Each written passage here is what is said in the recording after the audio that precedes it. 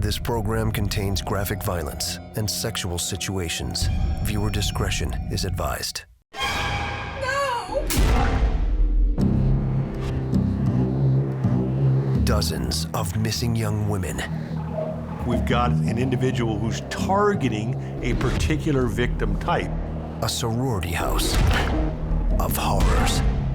And a handsome, deadly stranger. They lean in and boom, the monster comes out.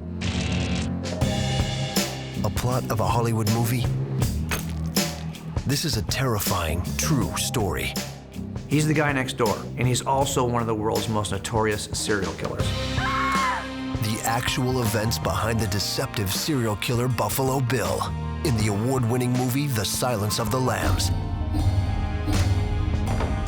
Behind the Screams.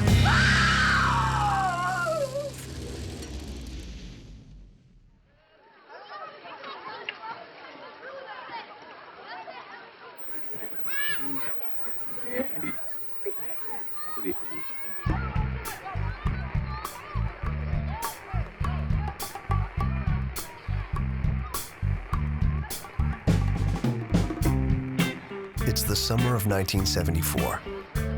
School is out, and hot weather draws hundreds of young boys and girls to bask in the sun. At Lake Sammamish in Issaquah, Washington, 23-year-old probation officer Janice is enjoying her day off. She closes her eyes and takes in the warm rays. But just as she begins to settle in, a shadow falls over her. It's a man with an injured arm held up in a sling. Hi. I don't bite. What's your name? Janice. Nice to meet you. Tan, charming, and handsome. He hardly feels like a stranger, and he desperately needs a hand. He's trying to launch his sailboat, and because of his injury, he's having a very hard time. If she could help for just a minute, he'd be grateful. He says it's just a short walk from the lake. I mean, if you need help, Thank you. okay? I really appreciate it. Okay. Yeah. Let's go. As the two head off together, the injured man's request seems completely innocent. But things are not as they seem. Young Janice never returns. And the most terrifying thing, she wasn't the only girl that went missing at the lake that day. At 4 p.m., just 4 hours after Janice disappeared, 19-year-old Denise Naslund left her friends to go to the washroom. She didn't come back.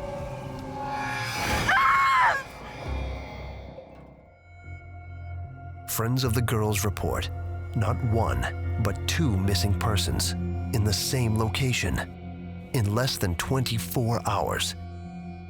It's a horrifying sign to police. In this particular case, we have one young woman going missing, and then another very, very quickly after the first. That is clearly going to set the pattern for this investigation on its own. If I'm the investigator in this setting, I'm going to want to be very attentive to making sure there's not a third girl missing 2 hours later from this. This is Keppel. The job of finding these missing girls falls on Detective Bob Keppel. At 31, he's not the most experienced cop in the unit, but he's a skilled investigator. With missing persons, the first 48 hours are the most critical. For Keppel and his partner Roger Dunn, that window is already closing fast. All right, we're on our way. I'd be probably overwhelmed with what to do even strategically in terms of how to collect whatever available evidence is here. This is really a staggering kind of an investigation, particularly since you've got 2 victims instead of 1.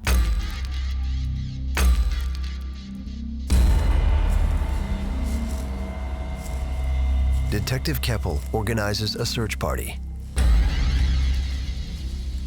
Hundreds of volunteers scour the woods surrounding the lake.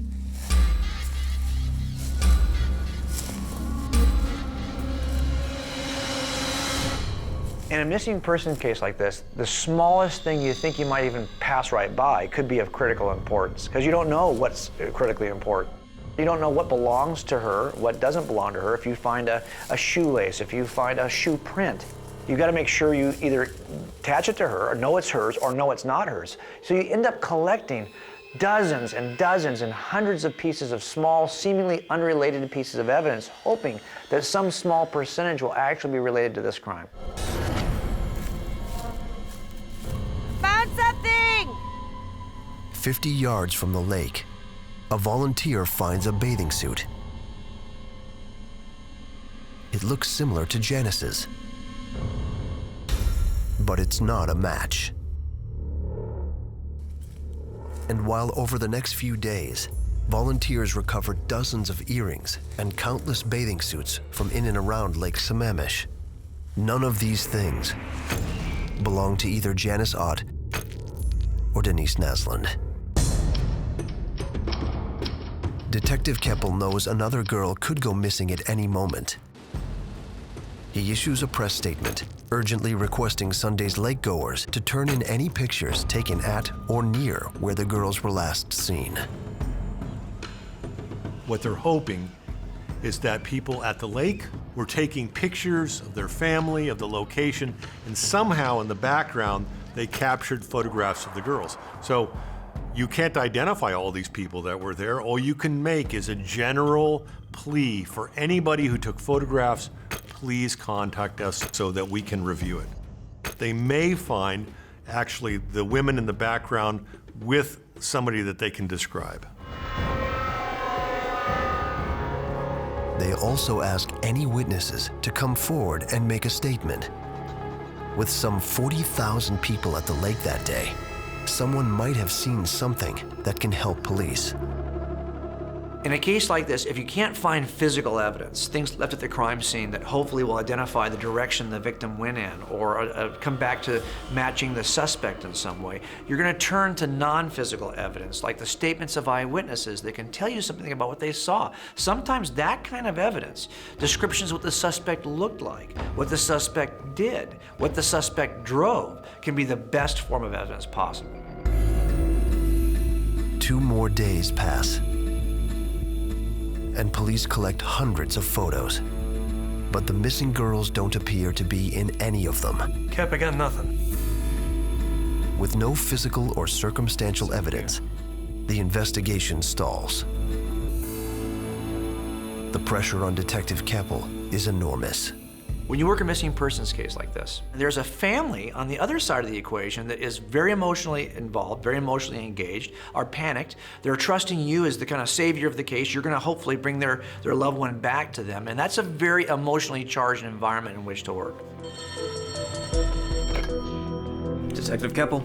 Then, Keppel's luck suddenly changes. What girl are you referring to? He gets a call from a 15-year-old high school student named Sylvia Valent, and she has a very promising lead. She was at the lake at the same time the 2 women disappeared. And she swears she saw a woman who matched Janice Ott's photo from the paper. At around noon, she watched the same woman leave with a good-looking young man wearing an arm sling.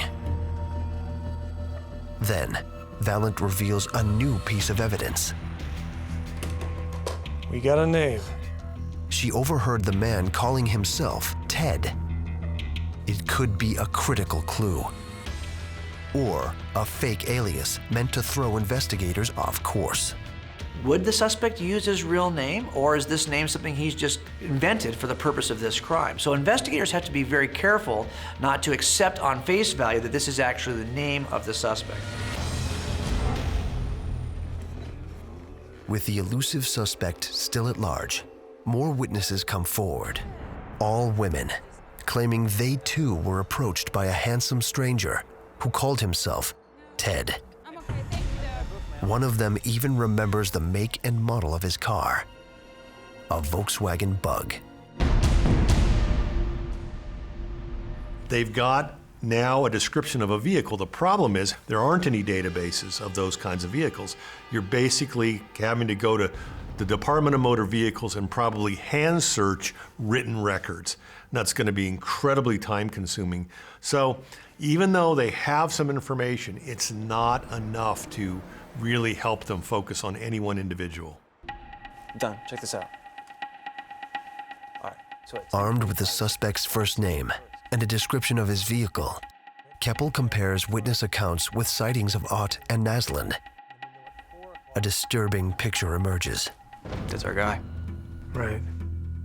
Eyewitnesses saw Ted right up until Janice disappeared. They resumed later that afternoon when Denise vanished. Then he was gone.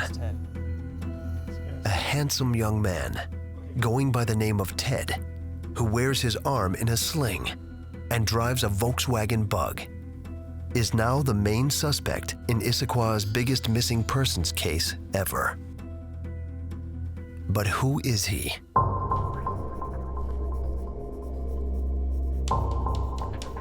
Detective Keppel orders a drawing of the suspect based on the testimony of multiple witnesses.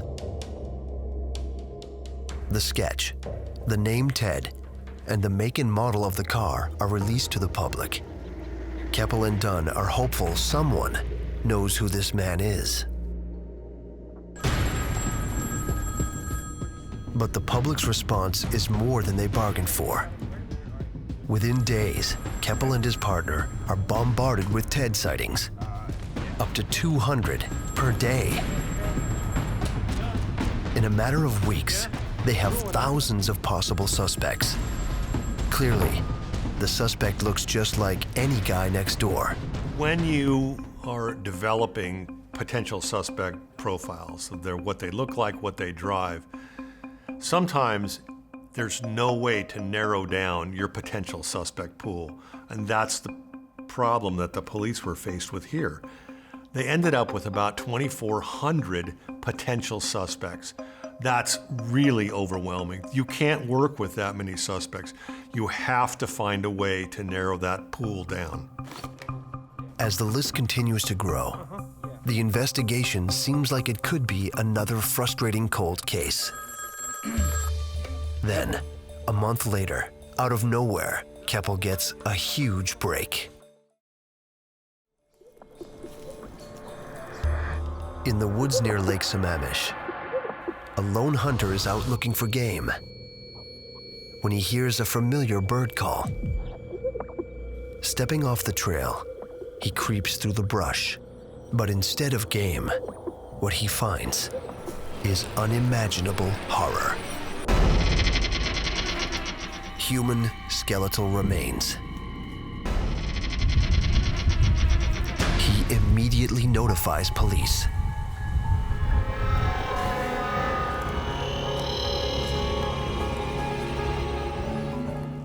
That same day, Keppel and his partner, Detective Roger Dunn, arrive with a team of forensic experts to examine the evidence at the site. It's a horrifying scene. Clumps of long hair and two complete skeletons. Keppel fears these could be the remains of Janice Ott and Denise Naslund. But he needs proof. Even though we have two people who were missing at the same time, and now we've discovered two bodies at the same time, it doesn't necessarily mean these are the same two people. We've got to make a comparison. We've got to identify these bodies as the two missing victims. And not having DNA technology in the 70s, not having some of the other technology we have today, one of the best ways to do this is simply to look at dental and medical records. Was there any particular dental work which would identify one of these bodies to the known dental work of one of the victims? Or was there a broken bone or some other anatomy that was peculiar to one of the victims that we could then identify in the remains?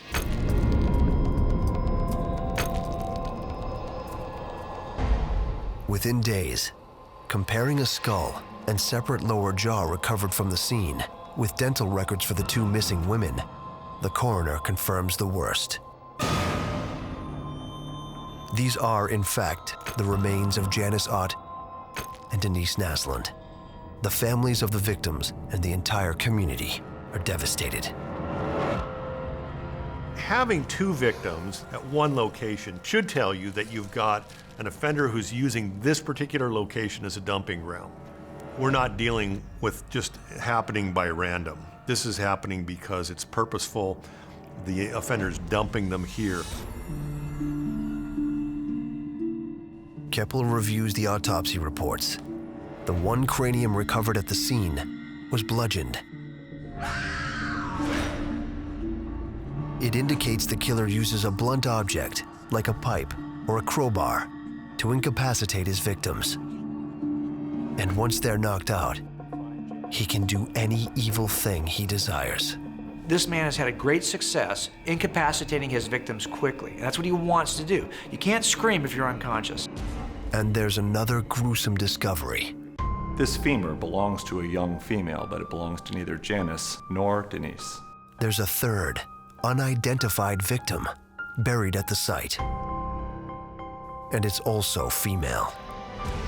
Sounds like a burial ground. Now this changes your complexion of the scene also. Is this a dump scene for bodies that's gone back a number of months or years, and now we have only that's left is a femur bone from an additional victim? Is this related to these two at all? These are the questions you have to go through as an investigator as you're discovering additional bones at this site. Hoping to find a link, Detective Keppel digs deeper. He carefully investigates unsolved murders and missing persons cases throughout Washington state, even outside his own jurisdiction. We're dealing with law enforcement investigations in the 1970s. There's probably very little sharing of information between agencies, especially when you start crossing county lines or state lines. They don't have the computer systems that we have now. They're relegated mostly to hand-searching documents, paper files. It's fairly primitive. It's fairly labor-intensive. Record searches, telephone calls, teletypes. Detective Keppel looks for similar cases and uncovers a disturbing trend.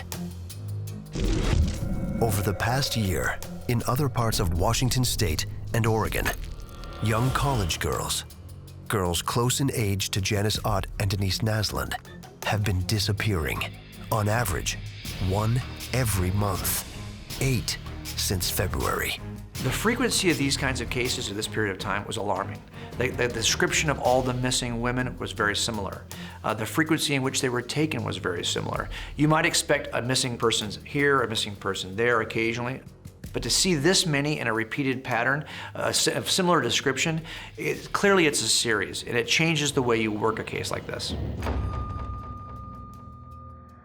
There's something particularly disturbing about one of them.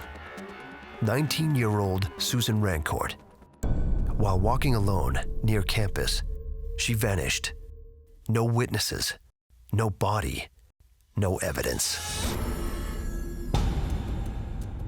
On the days leading up to her disappearance, witnesses reported seeing a suspicious man on campus. Good-looking, approximately 5'10", wearing an arm sling.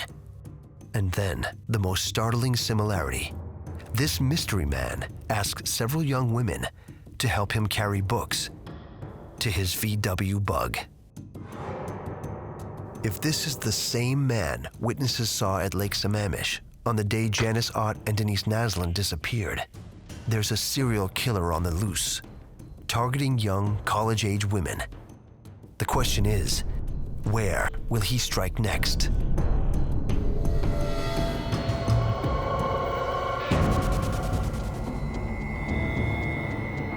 Looking at the evidence, Detective Keppel sees that Susan Rancourt's college is only 100 miles from Lake Sammamish. If these disappearances, happening over such a great distance, are connected, Keppel may be hunting in the wrong location. Serial killers develop certain MOs. They'll pick the same kinds of victims, maybe use the same manner of killing, or be working in the same geographic area.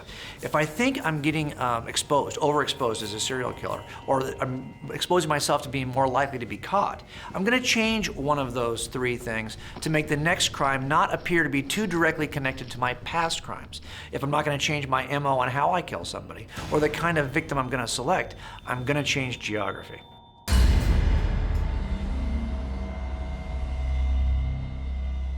Detective Bob Keppel has been investigating more than a dozen unsolved murders and disappearances in Washington State and Oregon.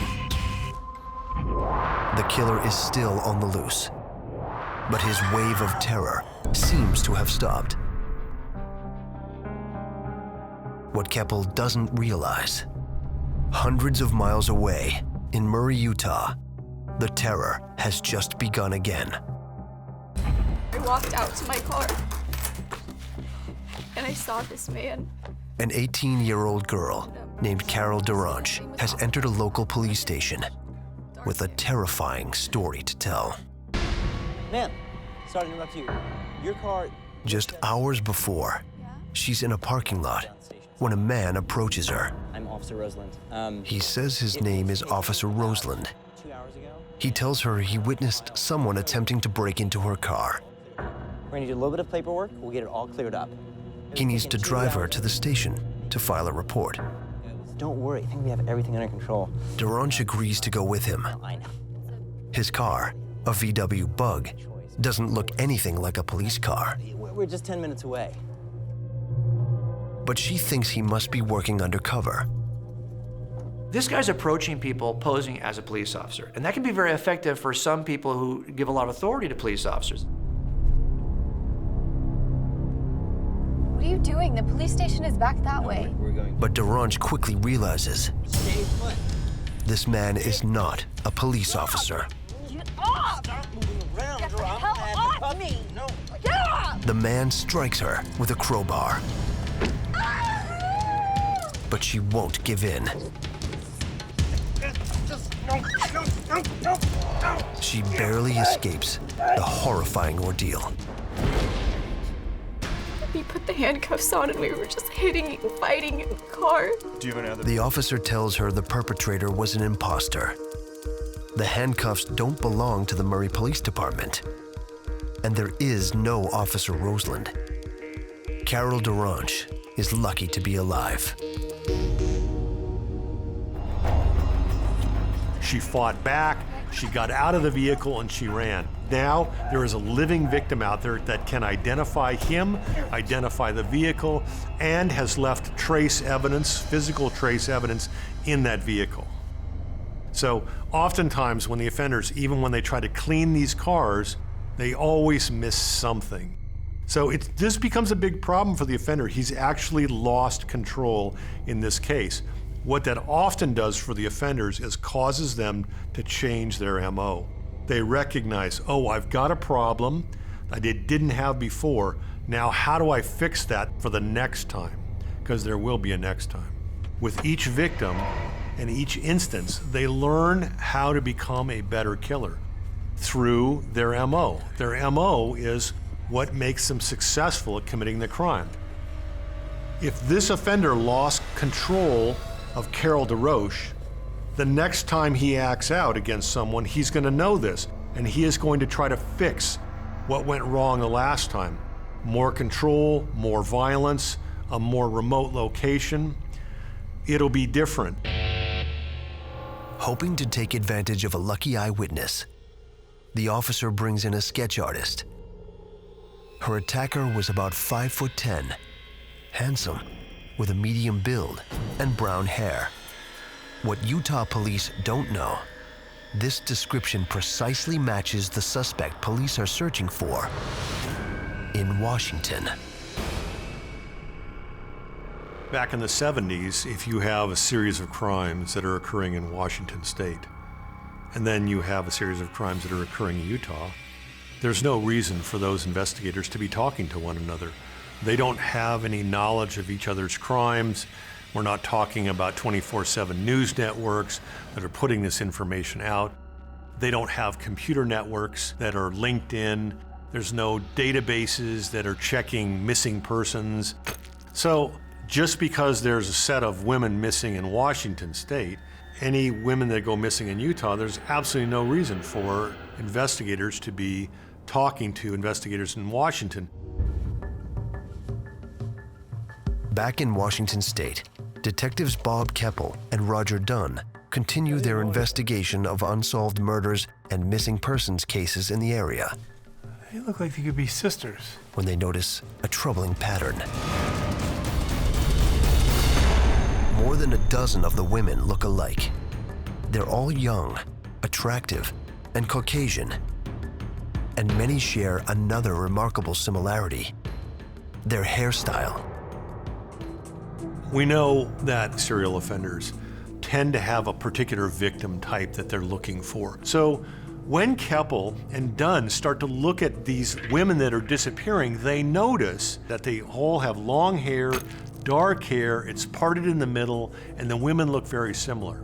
If they're so similar looking, then that becomes very important because it tells you that you've got an offender who is selecting his women. Remember, the offender is making conscious choices about the woman he wants to offend. The female victims whose remains were found showed they'd also been bludgeoned, just like the victims discovered near Lake Sammamish.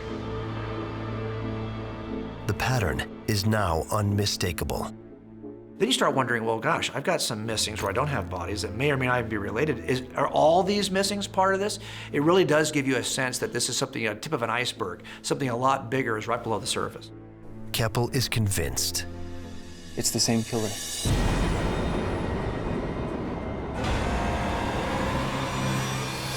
Meanwhile, sightings of a handsome man named Ted keep coming in. Thousands of them. All right, yeah, we'll send someone over there and check it out. Thank you.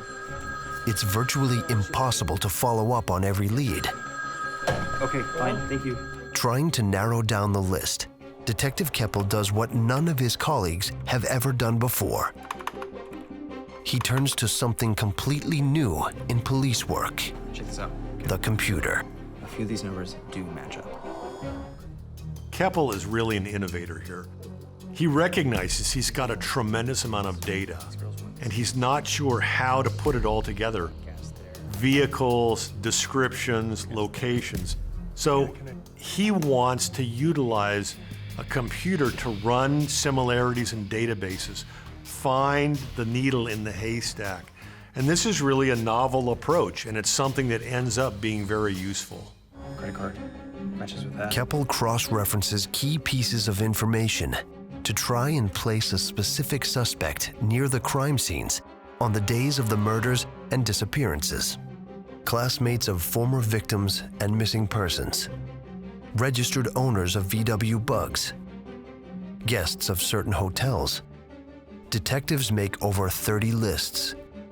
Next, they focus on names that show up on at least 4 of them. Searching databases is not how law enforcement investigations were done. We're talking boots on the ground, or, the gumshoe detective wearing out the treads of their souls, going to do interviews, following up leads. That's how investigations were done. We weren't searching databases. Keppel is looking to the future. He recognizes that this technology, even in its early stages, is available, and he wants to put it to use, see if it can help him in this investigation. The computer search delivers some astonishing results. It's a list of just 25 names.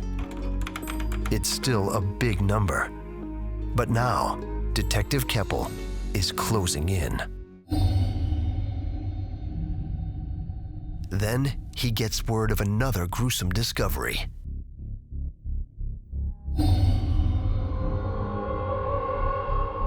On Taylor Mountain, 20 miles east of Lake Sammamish, someone's found a human skull. When Keppel arrives at the scene with his partner, Detective Roger Dunn, he immediately gets to work. It's another mass human grave in the woods, but this one is full of bone fragments. And they're all pieces of human skulls. So many, they can't all belong to the same victim. Examining closely, Keppel notes a similar amount of moss growing on all of the bones. It suggests the remains are decomposing at the same rate. We have 4 skulls that all appear to be in the same state of decomposition. There's only one conclusion you can draw from that, that these skulls were maintained in an environment that kept them from decomposing. So these women may have been taken at different times, their heads were cut off at different times, but they likely were stored either refrigerated or frozen for a period of time until they were all disposed of at once. Now you just realize you've got a bigger problem because now we have remains separated by different locations. You're thinking, where else are other remains that we have not found? Generally, there are going to be victims of this offender that we are not going to find, or we're going to find at a much later date.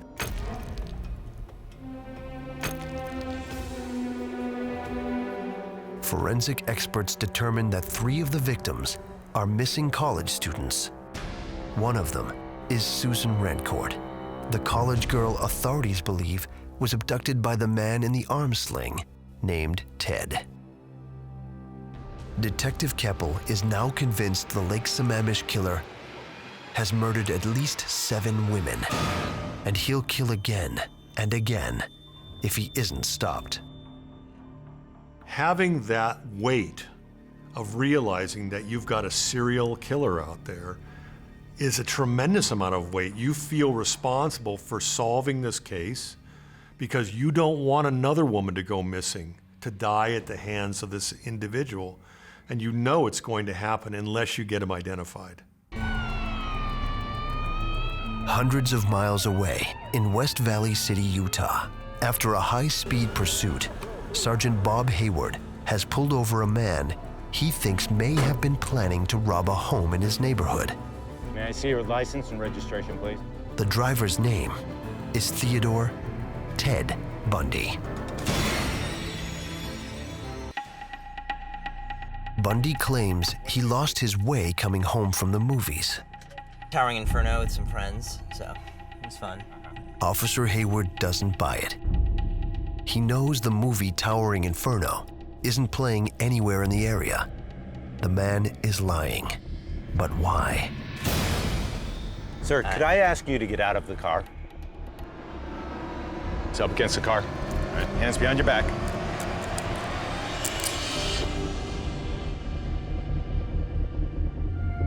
Bundy's dishonesty and the high-speed chase give Hayward cause to search the vehicle. In the bag, there are 4 objects that are very suspicious. You've got a ski mask, you've got an ice pick, a crowbar, handcuffs. These are the kinds of things you would typically see if you're about to kidnap somebody or do a crime much worse than kidnapping.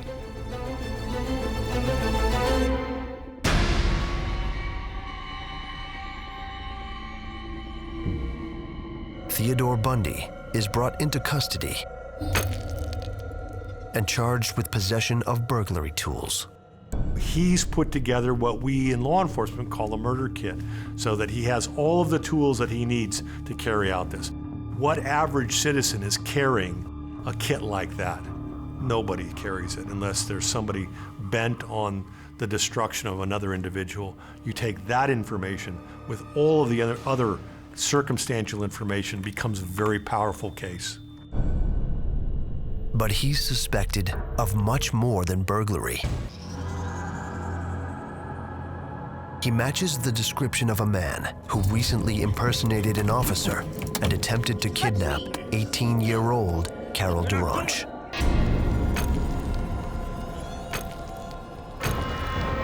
Officers order Bundy into a lineup, with his suspected victim Carol DaRonch standing behind the one-way mirror. We would hope that she can identify the individual who abducted her and tried to capture her in the car. She was mere inches from him. If you look at the length of her interaction with this individual, she was called over to the vehicle, she had a conversation with this individual, she got into the car, she's looked at him many times. It's, the lighting is good. You should think that it's very likely she will identify the right individual. That's him. Scanning the men's faces, she doesn't hesitate. She immediately identifies Bundy as the man who introduced himself as Officer Roseland and then attacked her with a crowbar. He's charged with kidnapping and attempted murder. But police want to know more. Obtaining a warrant, they search Bundy's apartment and car. Inside the apartment, officers find 2 pamphlets, one from a Utah high school play, the other from a Colorado ski resort. It's a disturbing discovery. The officers know 2 women were recently abducted from these specific locations. The cases made national news. Searching Bundy's Volkswagen Bug, police find 2 long hairs. They send them both to the crime lab for testing. Weeks later, the lab results come in, and they're shocking. One of the hairs seems to match the woman murdered near the Colorado ski resort. Her name was Karen Campbell. While Utah police build their case against Bundy, reporters make a startling observation about the suspected killer that could change everything. They notice Bundy resembles the suspect in a string of Washington murders.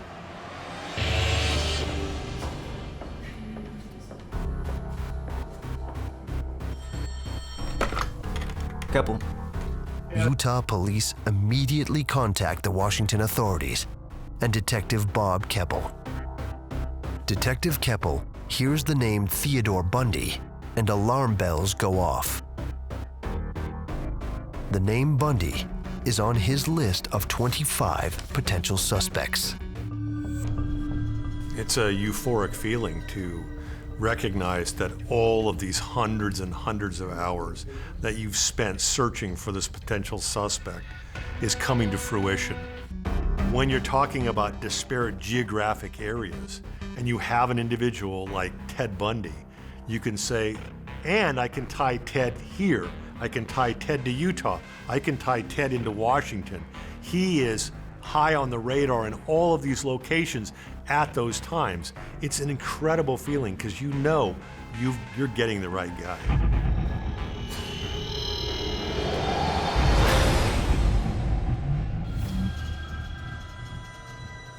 He puts together a timeline on Bundy. He started law school in Utah right after the murders in Washington stopped. And his credit card data shows he was in the area when several victims disappeared. He's now a prime suspect in 13 murders and disappearances in Washington, Oregon, Utah, and Colorado. Still, the evidence they have so far doesn't prove Bundy's a murderer. Getting a conviction may be tough. For the next 9 months, with Bundy behind bars in Utah, Detective Keppel builds a murder case against him. The strongest case is the murder of Karen Campbell. Her body was found near a ski resort in Colorado, and one of her hairs was found in Bundy's car.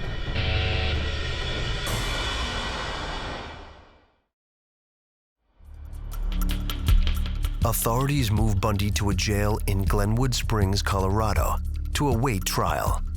While he waits for his day in court, he routinely skips meals, protesting the quality of the food. His weight loss is extreme for someone his size, 30 pounds. But his rapid slimming is just a part of a devious plan.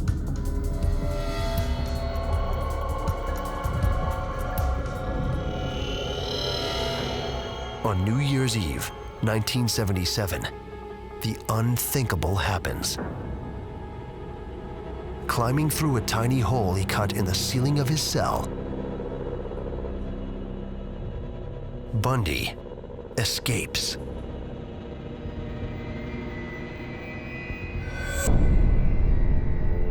The next morning, with most of the staff on holiday, a lone janitor is sweeping the cell block when he notices a huge problem. Bundy's cell is empty. Looking up, he spots the hole in the ceiling just wide enough for a man, a very skinny man. Under the bed, he finds the escape tool, a hacksaw stolen from a jail workshop. With limited surveillance inside the cell, Bundy could have escaped up to 17 hours ago. Jailbreaks don't happen very often, and when they do, they're shocking to police. You establish this system that for the most part, 99.9% of the time is very effective at keeping people in. And so when someone breaks out, it's shocking. And it gets a lot of dramatic attention by the news media, which is exactly what's happening in this case. At this point, if it's me as an investigator, and I've invested time to get this guy in custody, the worst nightmare is to find out that he's now loose again. Investigators are embarrassed and furious. Bundy is nearly a day ahead of them. A national manhunt ensues. There's a sense that Ted Bundy must feel invincible at this point, because not only has he gotten away with a lot of murders that so far are completely undetected, that even when he gets caught on an attempt kidnapping, he's able to control his environment again. He's able to get out again.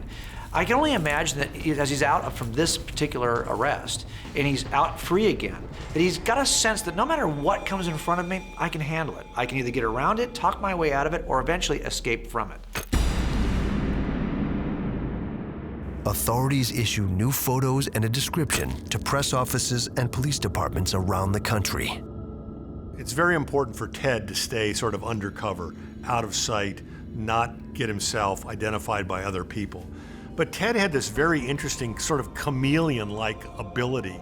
He could change his appearance, the way he looked, the way he dressed.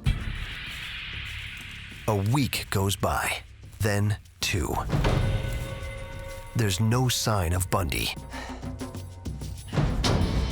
And no new murders have been reported.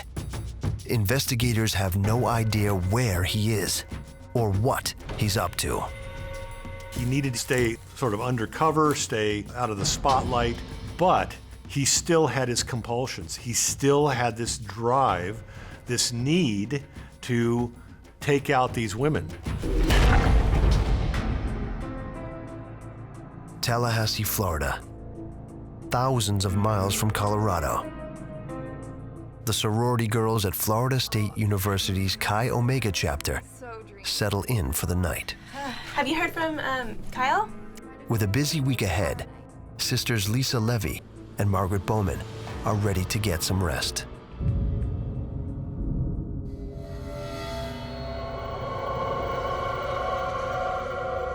When pure evil walks through the door.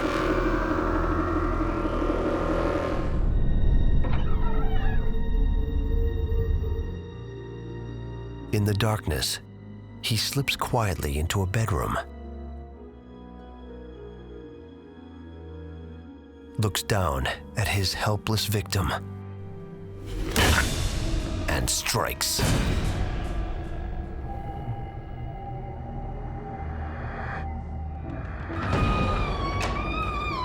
And he does it over and over.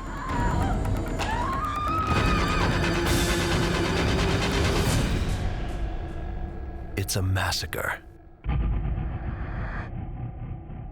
When we're talking about serial killers, the fact that they engage in these need-driven ritualized behaviors actually elevates their risk because it forces them to be at the crime scene longer, to engage with the victim longer. There's a greater chance of being identified, being seen, leaving more forensic evidence.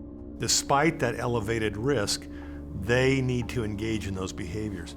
That need-driven behavior that we see in crimes 1 and 2 is going to generally be the same type of behavior you're going to see in crimes 19 and 20. When you look at Bundy, you have this confluence of brains, good looks, charming individual that everybody seemed to gravitate towards. That he's got this ruse, his leg is damaged or his arm is broken, and he's trying to carry things and they lean in and boom, the monster comes out. The the monster silently bludgeons 4 young women before raping, sodomizing, and even biting his unconscious victims. 2 of the girls, Lisa Levy and Margaret Bowman, die.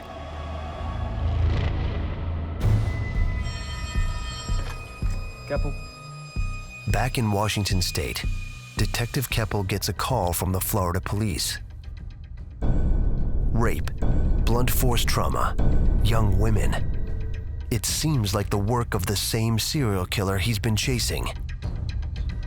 And there's more. The killers left a living witness. Although she had no idea her sorority sisters had been slaughtered, one girl says she spotted a strange man walking down the stairs that night.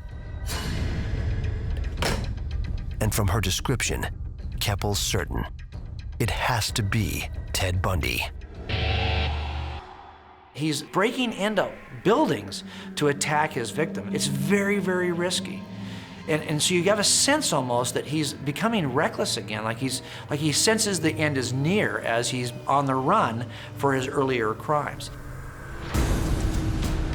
Investigators immediately turn their attention to Florida. Police are on the lookout for any stolen vehicles. One of them could lead to Bundy. Then, in Pensacola, a month after the Chi Omega murders in Tallahassee, Officer David Lee pulls over a Volkswagen Bug that was reported stolen 3 days earlier. Sir, you know why I stopped you today? You're gonna have to step out of the vehicle. The man follows Lee's instructions. Now look, I don't know what you're talking about. I mean, I was just driving down. Then, without warning, he takes off running. Officer Lee fires a warning shot, but the man refuses to stop. Officer Lee places the man under arrest.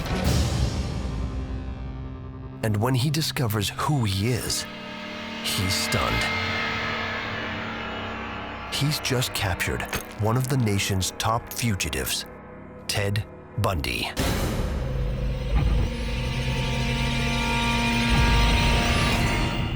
"31-year-old Ted Bundy is accused of murdering 2 Florida State University students last year. Bundy's charged with 2 counts of burglary, 3 counts of attempted murder, and 2 counts of murder in the first degree. His dental records are matched to bite marks found on one of the victims killed at the Chi Omega sorority. As to count 2 of the indictment, murder in the first degree upon one Margaret Bowman, guilty as charged. 18 months later, in July 1979, a jury found Theodore Bundy guilty of all charges. The jury, which convicted Theodore Bundy of murdering 2 young women in Florida, today recommended that he be executed for his crimes. Sentenced to death, he ultimately confessed to killing Denise Naslund, Janice Ott, and 28 other women.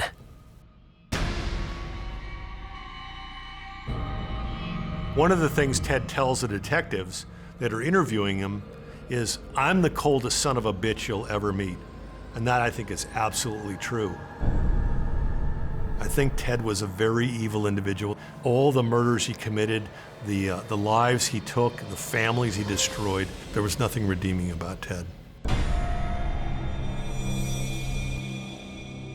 Years after Bundy's arrest, author Thomas Harris created the character Buffalo Bill, a killer that used Bundy's horrifying technique of luring women with weakness in The Silence of the Lambs, a best-selling book that would later become an award-winning blockbuster film.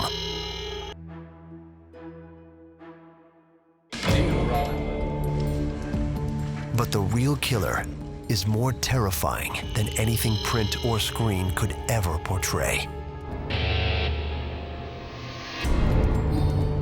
A predator, killing without remorse or reason. A demon in the flesh, named Ted Bundy. Dozens of murdered women. A sorority house massacre. and a handsome psychopath you'd never suspect. These things shouldn't be real. Bundy admitted to 2 murders in Idaho and 8 in Utah. But they are. It's the true story of the Silence of the Lambs, behind the screams.